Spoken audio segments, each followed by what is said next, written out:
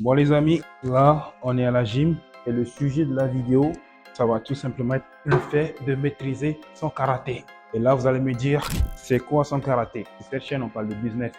Les amis, votre karaté, c'est tout simplement votre business. C'est votre métier. Et pourquoi c'est important de maîtriser son karaté?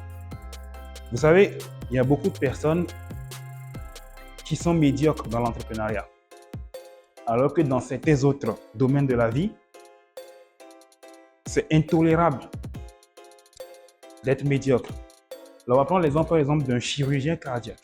Donc, quelqu'un qui fait la chirurgie du cœur. Un chirurgien cardiaque n'a pas le droit d'être médiocre. Et pourtant, quand on prend d'autres domaines, particulièrement comme dans le business, il y a plein d'entrepreneurs médiocres. En gros, c'est des gens qui ne maîtrisent pas le karaté. Et qu'est-ce qui se passe quand on ne maîtrise pas son karaté? On a des résultats en dents de scie. C'est-à-dire, des fois, tu as des résultats, des fois, tu n'en as pas. Et chaque fois que ton business ressemble à ça, où il y a des périodes où tu as des résultats, des périodes où tu n'as pas de résultats, etc., bah, moi, je pense que, et récemment, je l'ai compris, c'est que tu ne maîtrises pas ton karaté. Parce que les gens qui maîtrisent le karaté, peu importe la saison, okay, que ce soit l'hiver, l'été, le printemps ou je ne sais pas quoi, ils vont toujours faire de l'argent. Les gens où leurs résultats dépendent de la saison, leurs résultats, dès qu'il y a une petite fluctuation dans l'économie, ils font plus d'argent. C'est les gens qui ne maîtrisent pas le karaté. Et dans cette vidéo-là, je vais vous donner 5 étapes pour maîtriser votre karaté à la perfection. Bon les amis, là je viens de terminer la gym. Et je vais profiter de cet instant pour vous montrer un peu mon building. Et il faut savoir que là, je suis à l'étage où il y a les amnesties. C'est-à-dire, c'est là où il y a la gym, la piscine et tout ça. Et il y a une particularité de cet immeuble qui est juste magnifique. C'est que dans ce building, on a quelque chose qui s'appelle le viewing deck. C'est-à-dire, le viewing deck, c'est un endroit où tu peux venir juste pour admirer la vue, faire tes vidéos, faire ce que tu veux. En tout cas, c'est juste fait pour admirer la vue. Donc, voyez comment c'est organisé. Tu peux t'asseoir et il y a la vue magnifique. Et ça, c'est une des choses que j'aime à Dubaï, c'est que quand tu payes cher, tu obtiens ce pourquoi tu payes. C'est-à-dire à Dubaï, dans un immeuble comme ça, où les loyers sont, tu ne trouveras pas moins de 2500 € par mois, eh bien, tu obtiens ce pourquoi tu payes. Le confort de vie ici est inégalable. Regardez le viewing deck, juste magnifique. Et là, on peut se poser tranquillement pour faire notre vidéo. Mais on a encore mieux. Là, on va aller à la piscine, je vais vous montrer. La piscine, c'est encore plus magnifique. Bon, les amis, du coup, là, on est à la piscine de l'immeuble. Comme vous pouvez voir, c'est juste un endroit magnifique. Et ici, je vais vous parler de la première chose que vous devez savoir pour maîtriser votre karaté. Ok? La première étape pour maîtriser votre karaté, c'est tout simplement devenez bon. Ok? Ce qu'il faut comprendre, les amis, c'est que la vie entière peut être résumée en cette phrase. Quoi que tu fasses, fais-le bien. Si quoi que tu fais dans la vie, tu le fais bien, tu auras forcément des résultats. Aujourd'hui, vous allez remarquer, en tout cas pour quelqu'un comme moi qui est dans l'entrepreneuriat depuis un bon moment maintenant, j'ai compris en fait que le fait d'obtenir des résultats dans un business, que ce soit le dropshipping ou n'importe quel business, il faut être bon là-dedans. Et ce qui est paradoxal, c'est que beaucoup de personnes se plaignent de ne pas avoir de résultats dans un business. Ils accusent le business, ils disent que ce business ne marche pas. Alors que quand on va bien creuser, ces gens-là ne maîtrisent pas ce qu'ils font. Ces gens ne maîtrisent pas le karaté. Ils ne sont pas bons en e-commerce. Donc, en gros, aujourd'hui, si tu n'as pas de business, si tu n'as pas de résultats dans ton business, si tu n'as pas de résultats en dropshipping, la question que tu dois te poser, c'est est-ce que tu es un bon e-commerçant? Est-ce que tu fais partie des meilleurs e-commerçants de ta génération?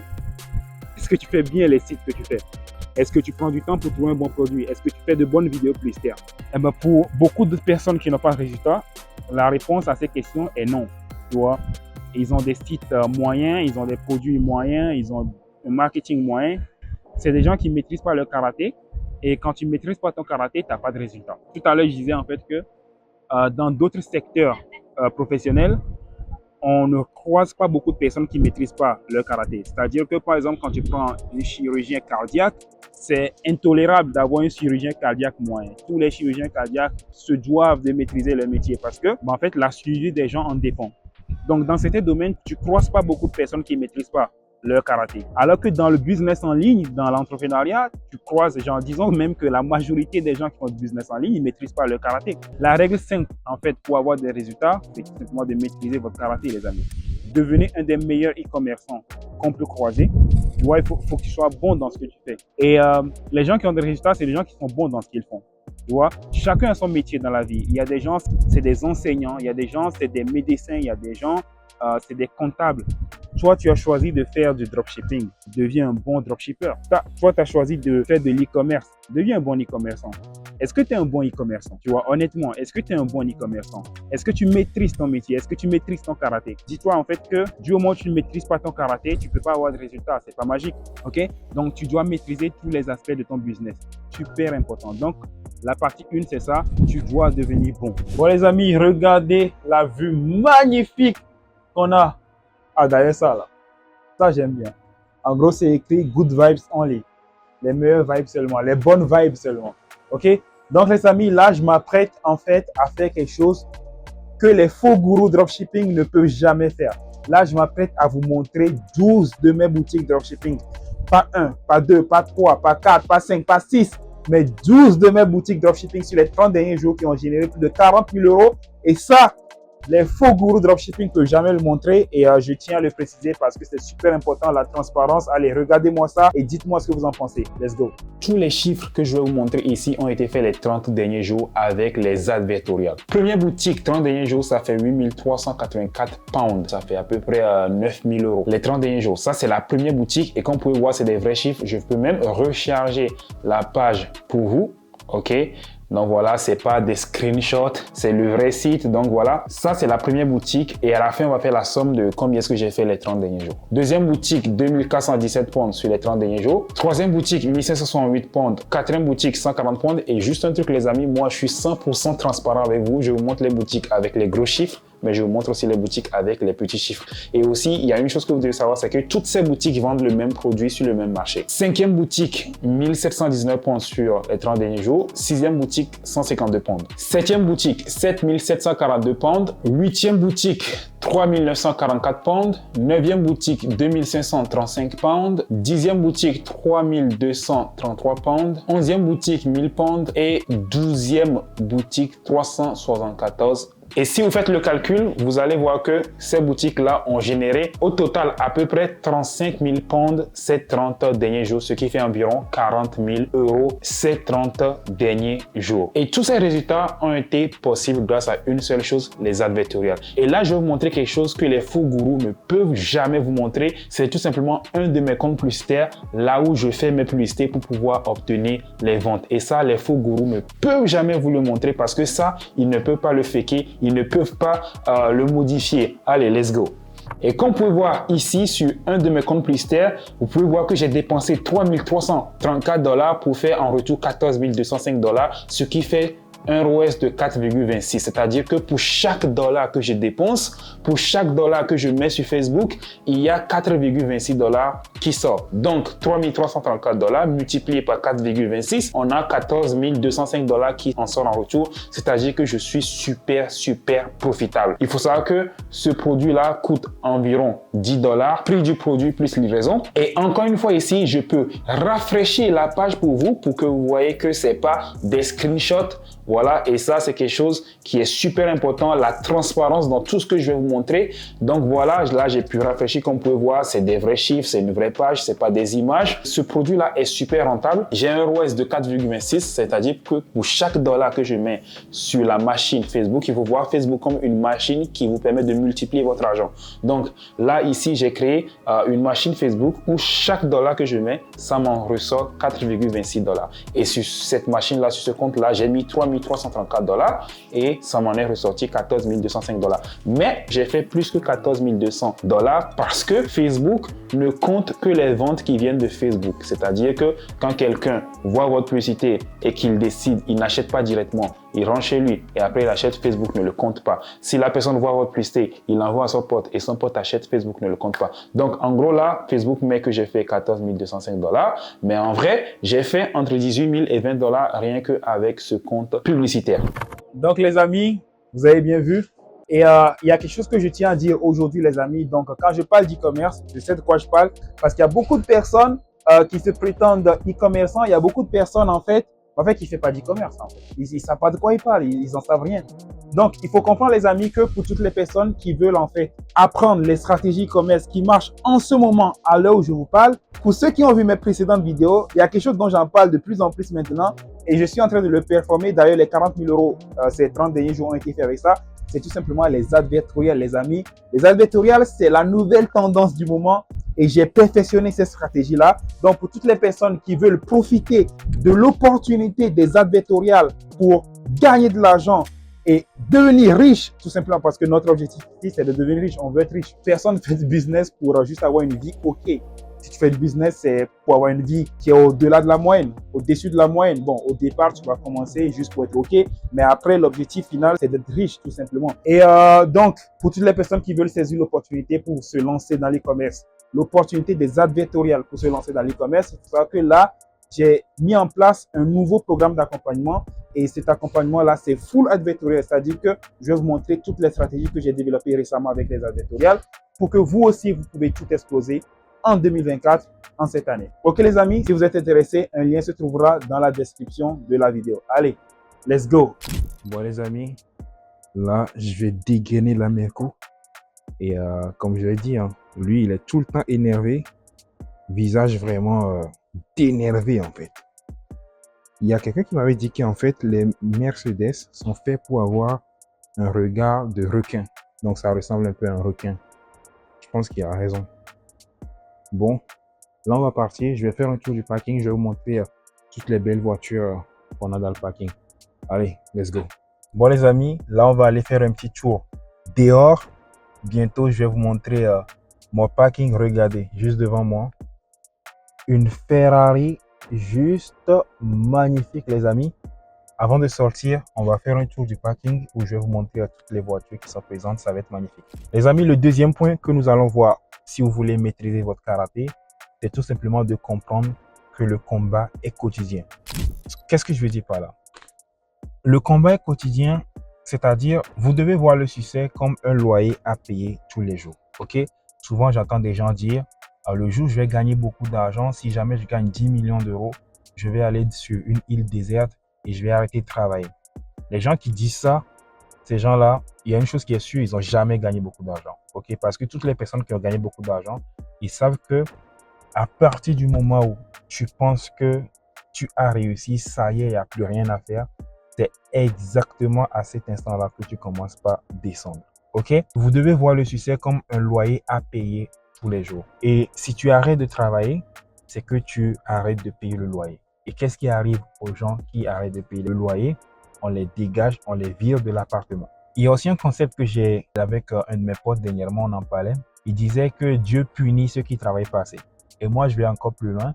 Je dis en fait que Dieu donne de la chance à tout le monde, à beaucoup de personnes. Et si Dieu te donne la chance, l'opportunité d'avoir un business qui marche, une opportunité de gagner de l'argent et que tu dors et que tu ne travailles pas, en gros, ce que tu es en train de faire, c'est que tu es en train de gaspiller la chance que Dieu t'a donnée. Et prochainement, il va te punir parce qu'il t'a donné une chance. Tu ne l'as pas saisie, tu dormais, tu ne travaillais pas assez. Il t'a peut-être encore donné une deuxième. Tu t'es dit non, c'est de l'arnaque, ça ne marche pas. Alors qu'il te propose des opportunités. Dieu te donne des opportunités tous les jours. Tu ne les saisis pas, et bien ta punition, c'est qu'il ne va plus t'en proposer. Il va plus t'en en proposer. Donc, il ne faut jamais dire en fait qu'il n'y a rien à faire, il n'y a pas de travail. Non. Le succès, pour l'avoir, il faut travailler tous les jours. Et il y a un autre concept qui va vous aider à comprendre cela. Et ça, c'est Andrew Tate qui l'a dit. Comprenez les amis que celui qui travaille tous les jours aura forcément de la chance un jour. Pourquoi? Quand tu travailles, il faut savoir que certains jours, on a de la chance. Certains jours, on n'en a pas. La plupart des jours, on n'a pas de chance, comme tout le monde. Mais il y a des jours où on a de la chance. Celui qui travaille tous les jours, c'est-à-dire les jours où il n'y a pas de chance, il n'aura pas de la chance, tu vois. Mais vu qu'il est là tous les jours, le jour où la chance sera là, il ne manquera pas le rendez-vous parce qu'il est présent tous les jours. Les gens qui ne travaillent pas tous les jours, les gens qui vont en week-end, aujourd'hui c'est dimanche, on ne bosse pas. J'ai jamais compris le concept de week-end. Oh non, mais c'est le week-end, on ne bosse pas. Qu'est-ce que tu me racontes? Comme si l'agent avait un jour de pause, en fait. Ah non, c'est les vacances, on bosse pas. Il n'y a pas de vacances, frérot. Il faut que tu sois là tous les jours pour ne pas rater les jours de chance. N'oublie jamais ce que je viens de dire. OK? Toutes les personnes qui vont comprendre ça, ils vont plus en vacances, ils vont plus en week-end. Tu dois travailler tous les jours pour ne pas rater les jours de chance. Parce que si ça se trouve, ton jour de chance, c'est ce week-end-là que tu es parti. Si ça se trouve, ton jour de chance, c'est ce jour-là que tu étais en vacances. Gros, laisse les gens. Je sais que dans cette vidéo, il y a des gens qui vont dire, ouais, mais James, il faut savoir faire une pause. Fais tes pauses, frérot. Nous, on va continuer pas à bosser. OK? Ouais, James, il faut savoir prendre des vacances. Prends des vacances. Nous, on sera présents. Et quand la chance sera là, tes jours de vacances, nous, on va la saisir. OK? N'oublie jamais ça. N'oublie jamais ça. Il faut savoir que l'univers n'a rien à foutre de tes vacances, de tes week-ends. Les opportunités n'attendent pas.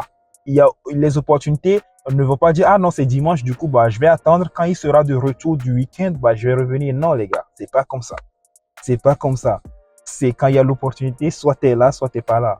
Tu vois? Donc ça, faut jamais l'oublier. Bon les amis, du coup là on va faire un tour de mon parking et je vais vous montrer toutes les belles voitures qu'on a. Ok?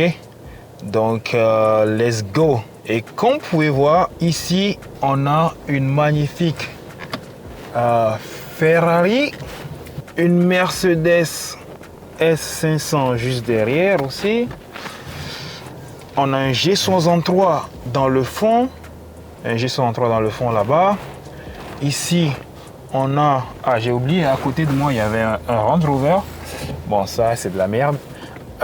Ici, on a une Bentley. Ici, on a un Aston Martin DB12. Oh là là. S'il enlève le cover, c'est une dinguerie. Aston Martin, j'aime bien. Là, on a une Mercedes là-bas. Ici, on a une Porsche Macan, la blanche. Alors, et je vais tout vous montrer, les amis. Oh, la Macan, elle est magnifique. Ici, on a un GLE magnifique. Qu'est-ce qu'on a d'autre? Ici, on a une Tesla. Moi, j'aime bien les Tesla. Gebrabus, Range Rover, Mercedes. Ça, c'est de la merde. Range Rover, deux Ferrari. Donc là, on a une Ferrari et une autre derrière. Un Range Rover, un GLE encore. Encore un Range Rover derrière là. Alors, qu'est-ce qu'on a d'autre? Oh là là, on a un beau Range Rover juste devant là. Un beau Range Rover Velar. Qu'est-ce qu'on a d'autre là? Oh, on a une RR. Une RR qui est couverte. Alors, qu'est-ce qu'on a d'autre? On a un Urus vert dans le fond. Je ne sais pas si vous avez vu, c'est un peu loin. Oh là là, la Taycan, là, j'aime trop la Taycan. Alors, on va aller la voir de plus près. Oh, une 911. Ah là, je suis dans l'embarras du choix. Alors, on voit la 911 en premier. On voit la 911 en premier. Alors, la 911... En fait, c'est une voiture que j'aimais avant, mais bon, aujourd'hui, j'aime plus, je sais pas. En fait, j'ai changé d'avis, j'ai été honnête envers moi-même. En fait, la 911 bénéficie d'une hype. C'est pour ça que je l'aimais, mais c'est la voiture là-bas. Mais après, je me suis dit, objectivement, frérot, il y a plein de voitures qui sont plus belles que la 911. Et ça aussi, une Audi, oh, regardez, elle est belle, mais tu vois, pas autant que, pour moi, pas autant qu'une Aston Martin Vantage, par exemple. Bon, une RR, une Merco derrière. L'Urus vert dont je vous parlais, une Rolls-Royce de l'autre côté aussi. Ici, on a une Bentley. Ici, une Rolls, c'est une G63 encore. G63 aussi, j'aime pas. Pour moi, c'est moche. Tu vois. Range Rover, Tesla. Oh là là, Taycan. J'aime les Porsche Taycan. J'aime la Porsche Taycan, la Porsche électrique. Parce que moi, je viens de la tech. Moi, j'aime tout ce qui est technologique. G63, j'aime pas. Franchement, pour moi, c'est moche. Bentley, il y a une hype de G63. Il y a tout le monde qui dit, ouais, G63. Et surtout les meufs, elles aiment trop ça. Mais le truc, pour moi, j'ai jamais trouvé l'esthétique de ce truc. Pour moi, c'est carré. Il n'y a pas de forme arrondie. Franchement, je comprends pas. Voilà, encore un G63 et je vous dis, j'aime pas. Et dernièrement, c'était un débat avec un de mes potes. Tout le monde qui dit G63, c'est bon. Je dis, non, c'est de la merde. On a une Porsche Macan, Range Rover. Porsche Macan aussi, c'est moche. Alors là, je vous donne les avis honnêtes. Bentley, c'est moche aussi en vrai. Franchement, c'est moche aussi. Range Rover, ouais, ça c'est la petite. Non. Porsche Cayenne, ça c'est mon ancienne Porsche. Et franchement, je vous avoue, c'est moche. Cette BMW, elle est pas mal. Elle est pas mal, cette BMW. Alors, je vais voir. Qu'est-ce qu'on va voir d'autre? Moi, en fait, je dis des goûts honnêtes, ok? Pour moi, l'Aston Martin Vantage, une beauté. Lamborghini, Ferrari, une beauté. Pas toutes les Lamborghini. La Lamborghini Aventador est bizarre. L'Huracan, c'est bien. Tu vois, l'Huracan, l'Evo, c'est bien. L'Aventador, c'est chelou, les gars. Les Ferrari sont beaux aussi, mais il y a certaines Ferrari qui sont moches. Tout à l'heure, je vous ai montré la rouge. Et derrière la rouge, il y avait une grise. Elle était moche. Tu vois. Donc moi, j'ai pas peur de le dire. Tu vois, c'est pas parce que c'est cher que c'est forcément beau. Tu vois. C'est pas parce que c'est cher que c'est forcément beau. Ce Range Rover est magnifique. Le G103, c'est moche. Alors là, je suis dans une impasse, les gars. Pareil pour les Porsche, les amis. Les Porsche, toutes les Porsche sont pas bonnes. J'ai envie même de dire la plupart des Porsche sont moches. La plupart des Porsche sont moches. Faut bien que quelqu'un le dise un jour. En fait, Porsche, ils ont tellement une fanbase que on peut pas les critiquer.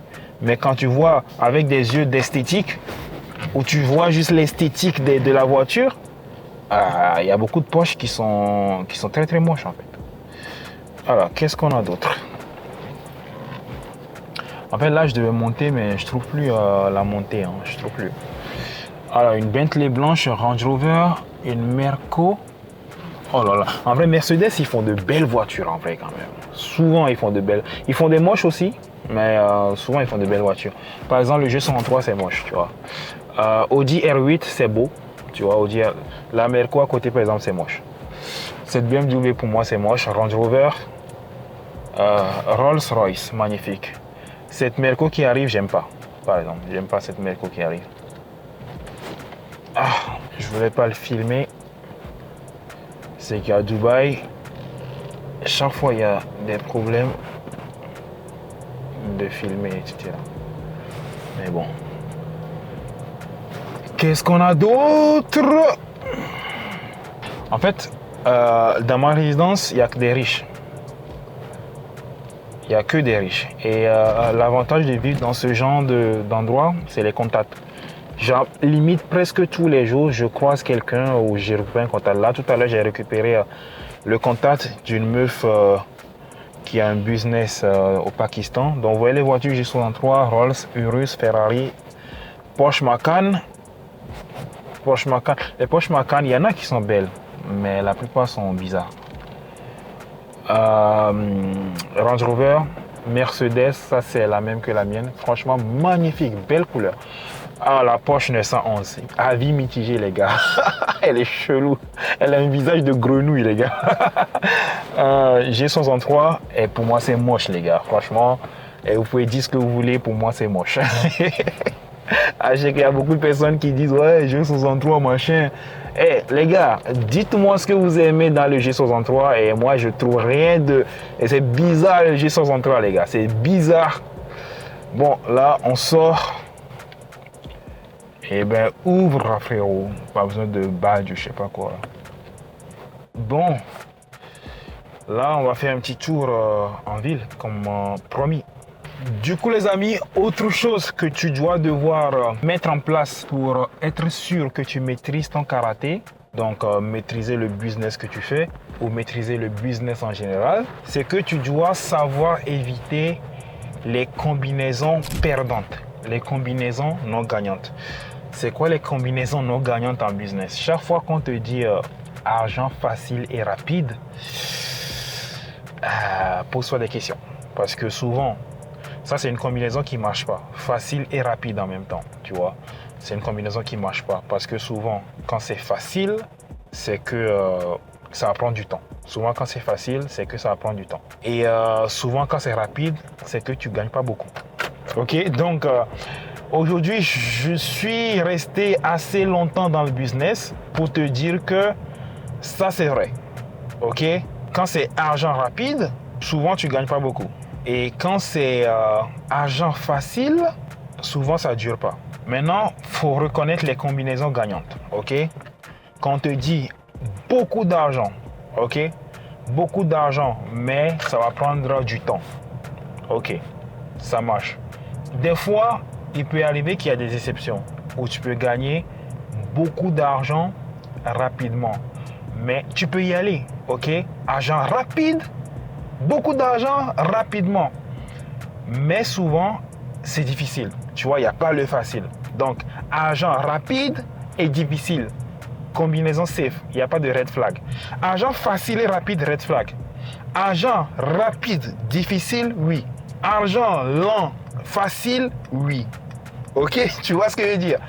Ouvrez les oreilles quand je parle. Argent facile et lent, oui. Argent rapide et difficile, oui. Argent facile et rapide, red flag. Donc, si tu veux maîtriser ton karaté, tu dois être au courant de ça. Maintenant, il y a des exceptions. Il y a des cas qui arrivent de temps en temps où on peut avoir de l'argent facile et rapide. Mais faites attention parce que c'est des exceptions. Ça arrive. Maintenant, je vais vous donner des exemples. Un exemple d'argent difficile et rapide. Ok? Difficile et rapide, c'est l'NFT. Ok, donc il y a l'opportunité des NFT qui est arrivée. C'est argent rapide, les gars. Argent rapide. Difficile dans le sens où il faut mettre un certain capital pour gagner. Ok, ça c'est les NFT. Et ceux qui avaient le capital, tac, ils ont gagné beaucoup d'argent rapidement. Mais on ne peut pas dire que c'est facile. Parce qu'il fallait les mettre, les capitales. Tu vois, je vais donner un autre exemple. C'est beaucoup d'argent facilement. Mais ça prend du temps. Ok, ça c'est les investissements en immobilier par exemple. Maintenant, les grosses arnaques. Argent facile et rapide. Là, c'est le mec, par exemple, qui va te dire qu'on a créé une nouvelle crypto. Et cette crypto-là, tu mets 10 euros. Et quand t'inquiète, quand on va release les coins, ceux qui étaient là au début vont gagner 1000 fois 1000 rapidement, tu vois. Bon, après, je vais vous dire, comme je vous ai dit, il y a des exceptions. Ça arrive de temps en temps, mais dans 99% des cas, c'est une arnaque. La plupart du temps, vous allez perdre de l'argent. Tu vois, mais ça arrive. Ok? Donc voilà. Ça, c'est le point numéro 3 si vous voulez maîtriser votre karaté. Là, on va parler du point numéro 4. Le point numéro 4, vous devez investir pour pouvoir dormir tranquille la nuit. Alors, ça, il n'y a que quelqu'un qui a déjà gagné beaucoup d'argent qui peut le savoir. Comprenez les amis que peu importe combien vous gagnez par mois, ok, c'est pas ça qui va vous donner la tranquillité d'esprit. Donc, que tu rentres 10 000 euros ce mois-ci, ou 20 000 euros ce mois-ci, ou 50 000 euros ce mois-ci, c'est pas ce qui va te garantir ta tranquillité. Ta tranquillité va être garantie par une seule chose, c'est combien tu as d'investi. Et moi, le jour où j'ai compris ça, c'est le jour où j'ai commencé pas à dormir tranquille. Non, en fait, pas le jour où j'ai compris ça. C'est le jour où je l'ai appliqué suffisamment. J'ai commencé par dormir tranquille quand j'ai commencé par avoir beaucoup d'investissements. Ça, je ne sais pas comment vous l'expliquer. Il faut que vous passiez par là pour faire l'expérience vous-même. Il y a des mois où on a fait beaucoup d'argent. Et pourtant, je stressais comme si quelqu'un qui n'avait pas d'argent.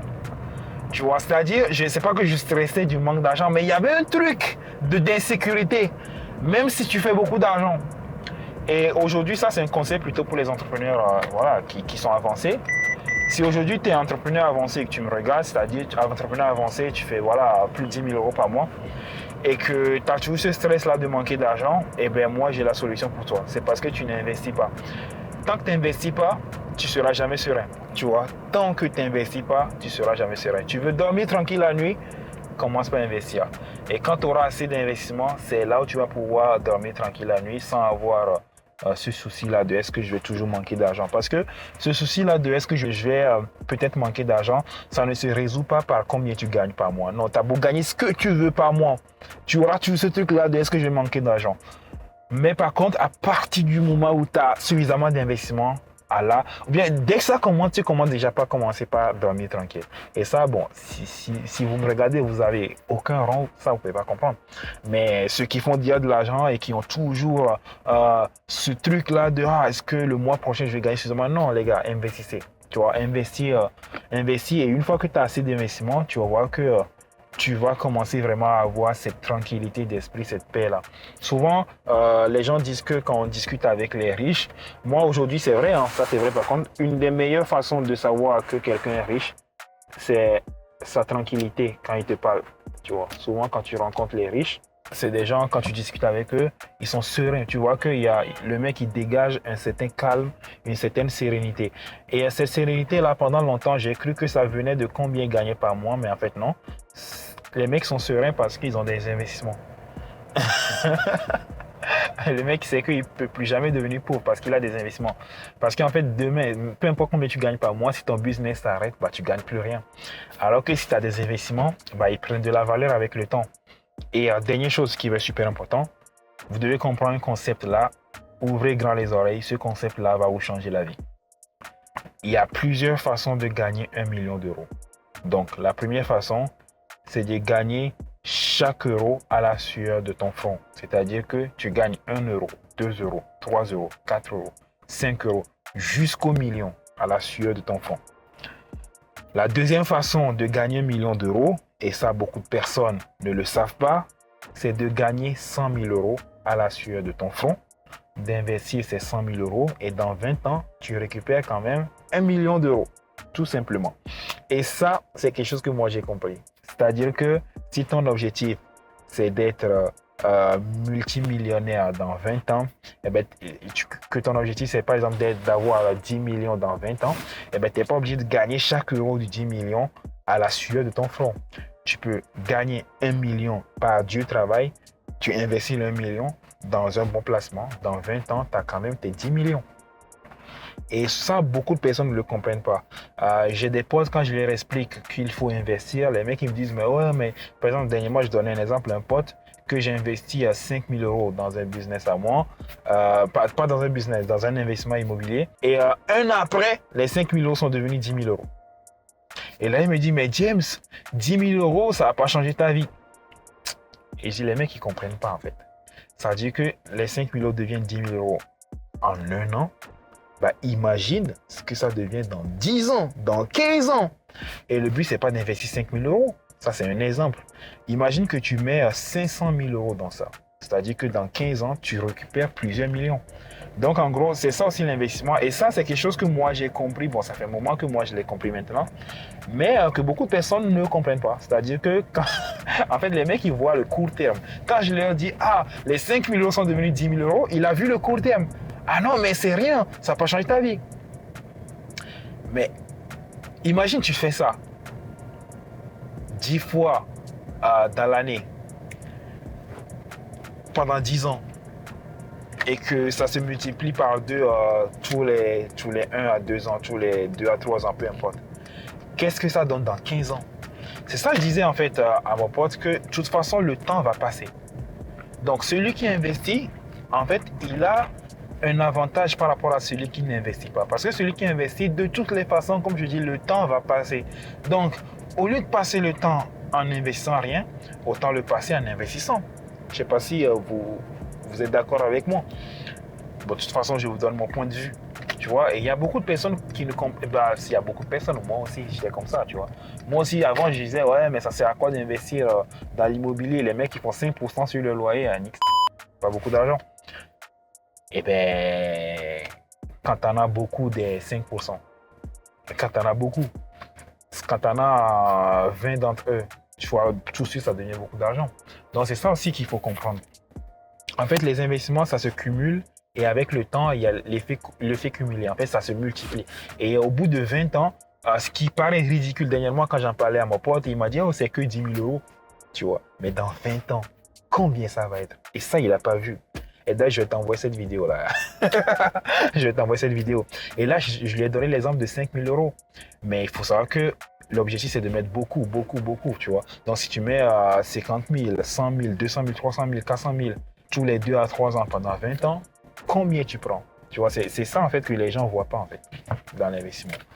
Du coup les amis, je pense qu'on est arrivé à la fin de cette vidéo. J'espère que la vidéo vous a plu et que j'ai abordé des sujets vraiment qui vous ont aidé, qui vont vous aider dans votre parcours d'entrepreneur et dans votre vie en général. C'est l'objectif. Si c'est le cas, si vous pensez que la vidéo vous a aidé, n'hésitez pas à vous abonner, à partager la vidéo aussi. Et pour toutes les personnes qui veulent se lancer dans l'e-commerce avec les advertoriales, il faut savoir qu'il y aura un lien dans la description de cette vidéo. Vous allez pouvoir réserver un appel avec un membre de mon équipe et on verra exactement comment est-ce qu'on peut vous aider vous aussi à tout exploser avec les advertoriales cette année. Ok les amis, on se retrouve dans la prochaine vidéo. C'était James. Allez, ciao.